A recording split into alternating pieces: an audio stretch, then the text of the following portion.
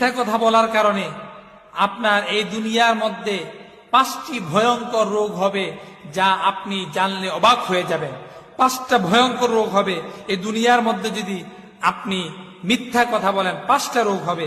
অনেকেই এই বিষয়টা জানি না, আমরা কথায় কথায় মিথ্যা বলি, দুষ্টামি করে মিথ্যা বলি, মানুষকে হাসার জন্য মিথ্যা বলি, কাদার জন্য মিথ্যা বলি। আমাদেরকে অবশ্যই মিথ্যা থেকে বিরত থাকতে হবে। 1 নম্বরে, যে ব্যক্তি কথায় কথায় মিথ্যা বলে সে ব্যক্তি মুনাফিক। মুনাফিকের আলামত 3টি। 1 নাম্বার হচ্ছে কথায় কথায় মিথ্যা বলা, ওয়াদা করলে ভঙ্গ করা, আমানতের জিনিস খেয়ানত করা। যে ব্যক্তি মিথ্যা কথা বলবে তার জন্য 1 নাম্বার হচ্ছে চেহারার সৌন্দর্য, চেহারার লাবণ্যতা দূর হয়ে যাবে। চেহারার যে লাবণ্যতা রয়েছে এটা চলে যাবে, নষ্ট হয়ে যাবে।